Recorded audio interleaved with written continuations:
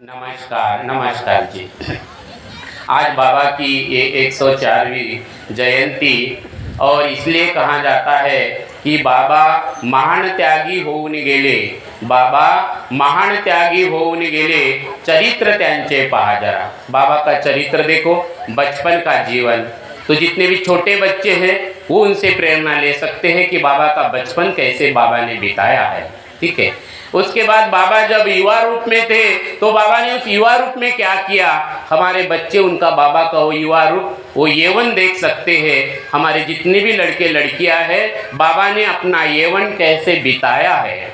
और उसके बाद बाबा शादी के बाद बाबा ने अपना जीवन कैसे बिताया है। बाबा के चरित्र को आज याद करना बहुत जरूरी है, क्योंकि कल बड़े धूमधाम से हम बाबा की जयंती मनाने जा रहे हैं और उसके पहले आज हम चिंतन मनन करेंगे। और इस चिंतन मनन को बाबा का जो चरित्र है कि बाबा महान त्यागी होऊन गेले, चरित्र त्यांचे पहा जरा, आपण त्यांच्या सारखे व्हावे, हाच सापडे बुध खरा। ये ऐसा है कि बाबा जिस रास्ते से गया, जैसा का वैसा बाबा ने वो रास्ता अपने को हमारे हाथ में दिया। मानव धर्म का जो संविधान बाबा ने बनाया है, वो संविधान जैसे के वैसे बाबा ने सेवकों को दिया। जैसे हमारे माता पिता जितनी प्रॉपर्टी होंगी, जैसी की वैसी किसकी हो जाती है, बच्चों की, क्योंकि उसके भी बाप ने वैसा ही किया था। और कितना भी सोचेगा कि मैं मरते समय लेके जाऊंगा, अभी तक कोई लेके गया के कोई लेके गया, लेकिन बाबा ने ऐसी प्रॉपर्टी कमाया कि बाबा के वो प्रॉपर्टी साथ में भी आ गई, क्योंकि बाबा अमर हो गए, है ना। हम बोलते हैं ना, जब तक सूरज चांद रहेगा बाबा तेरा नाम रहेगा, है ना। हम हमारे माँ बाप का नाम लेते हैं क्या, 1-2 साल लेंगे और मरा तो बरोबर ही नहीं ना। लेकिन और हमारी भी हाल ऐसी है, कोई चिंता नहीं। आप जो पूरी जिंदगी दाव पर हम जिसके लिए लगा रहे हैं, यही फर्क, यही चरित्र हमें देखना है। जिस धन को, जिसको इकट्ठा करने के लिए हम क्या क्या नहीं करते, कितना दिमाग खराब करते, कितनी चालाकी करते, और इसी के पूरे विरुद्ध में मानव धर्म है ना। और बाबा ने ऐसा धन कमाया, और जो अंतिम समय में जिसकी तैयारी है, और इसलिए हमें मरने का वचन, कई सालों के बाद युगों तक कोई महात्मा ही धरती पे आए और जिन्होंने मरने का वचन दिया। और इसके पहले, त्रेता युग के पहले ही, मेरा आवाज ज्यादा हो गया कि माइक का आवाज ज्यादा हो गया तो इसके पहले, त्रेता युग के पहले भी नारद मुनि ने वाल्मीकि को, वाल्या को मरने का वचन दिया था, है ना। मरने का वचन क्या दिया था उसको, बोले राम राम मत बोलो, बोले, और रहने दो इसको, नहीं उसको रख दो, नहीं दोनों एक साथ रहेंगे तो ये दुश्मन है दोनों एक दूसरे के, नहीं रहते ना। हाँ, बंद ही कर दो उसको, ठीक है।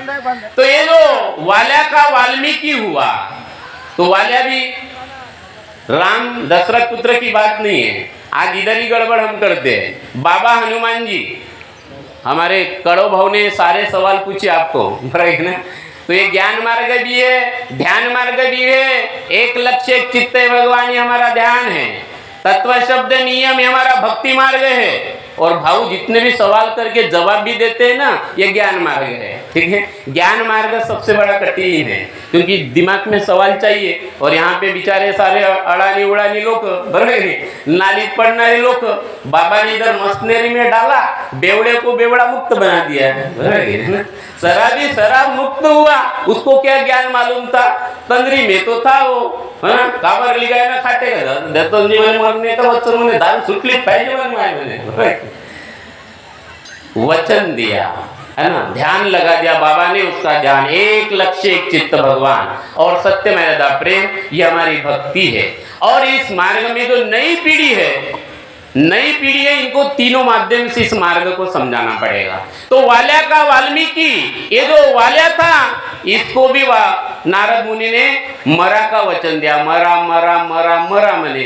तो मरा मरा म्हणता तो एवढा ध्यानस्थ झाला, मराचा उलटा केलं त्यानं। मग काय झालं, मरा का उलटा राम आ गया। ठीक है, तो राम ये दशरथ पुत्र का नाम नहीं है, राम उस अपार शक्ति का नाम है। जैसे उस अपार शक्ति का नाम बाबा ने बाबा हनुमान जी रखा। क्या नाम रखा? उस अपार शक्ति का नाम बाबा हनुमान जी। रवि भाव ने बताया कि अपार शक्ति निराकार है, चैतन्य में है और हर नर नारी के आत्मा में है, जो बाबा ने देखा और उसको हम हाथ में पकड़कर दिखा नहीं सकते। तो उसके गुण देखना चाहिए। तो उसकी भूख क्या है, भगवान कैसे जीता है, भगवान कैसे मर्यादा में, भगवान कैसे बोलता है और भगवान के नियम क्या।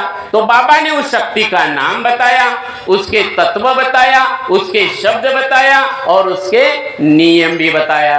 अभी वो 24 घंटे हैं, लेकिन आत्मा के ऊपर जंग है। आत्मा के ऊपर जंग मिटाने के लिए बाबा ने सुबह की विनंती दिया। सुबह की विनंती, जंग ने हमारा अहंकार है, सारे दुखों का कारण। बाबा के शब्द है ये बाबा के रिकॉर्डेड शब्द है, बाबा का मार्गदर्शन है। सारे दुखों का कारण, सारे परिस्थितियों का कारण, सारे समस्याओं का कारण हमारा अहंकार है। शरीर के दुख दूर हुए तो चेक करना कि मेरा मैं मरा क्या, मेरा मैं मरा क्या।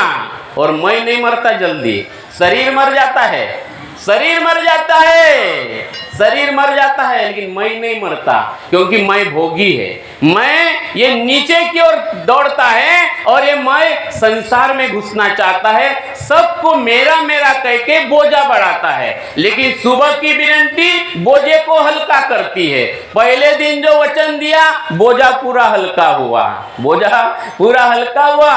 बाबा का मार्गदर्शन है। बोले और आंग में लाएंगे, बोले तो और बोझा बढ़ जाएगा, बोले कि नहीं। तो ये बोझा अभी बढ़ाना नहीं है, बाबा ने हल्का किया है। और इसलिए सुबह की विनंती बहुत जरूरी है। हमारा सुबह की जो विनंती हमारी, ये बहुत पावरफुल है, बहुत महत्वपूर्ण है। और इसको हमें बार बार इसकी खुदाई करना है, इसका चिंतन करना है, इसका मंथन करना है, तब ये प्रार्थना फलित होगी। और बाबा जुमदेव जी का पूरा चरित्र देखो तो ऐसा ही था। बाबा का पूरा चरित्र देखो ऐसा ही था, और आज हमें यही बोध लेना है। और बाबा जुमदेव जी के चरित्र से छोटा सा छोटा बच्चा भी अनुभव कर सकता है।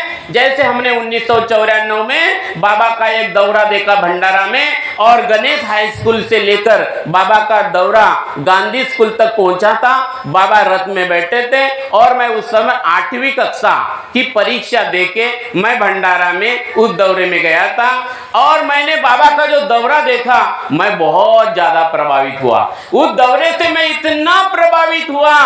और नेक्स्ट 2-3 दिन के बाद और मेरे दीदी के गांव में बाबा का दौरा था, और बाबा की रहने की व्यवस्था मेरे दीदी के घर में की गई थी। और इसके कारण सुबह बाबा उठे, बाबा ने विनंती किया। विनंती करने के बाद सारे मेरे जीजाजी के यहाँ जितने भी लोग थे, उन्होंने परिचय दिया। फिर मैं भी उनके साथ में था, तो मेरा भी परिचय दिया गया। उसके पहले हमने बाबा को हमारे गांव में देखा, लेकिन बहुत छोटे थे हम। जहाँ कार्यक्रम होता था वहाँ हम बाजार चौक में खेलते थे।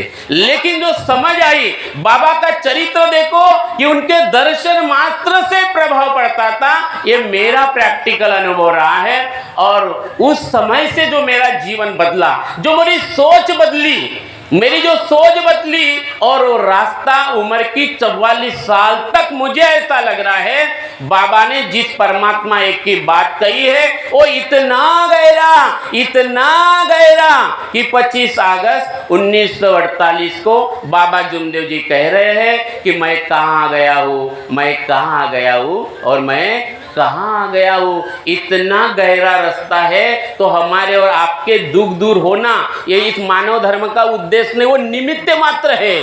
वो 12 साल के बाबा के दुख निमित्त मात्र है। आपके 2 साल के दुख, आपका शराब, आपका डाकू, आपके विकार, आपका कैंसर, आपका टीबी, आपका जो कुछ भी शैतान है, जो कुछ भी विकार है, ये निमित्त मात्र है। लेकिन ये साथीदार है हमारे, क्योंकि वो नहीं होते तो हम बाबा से नहीं मिल पाते। तो दुख हमारे साथीदार।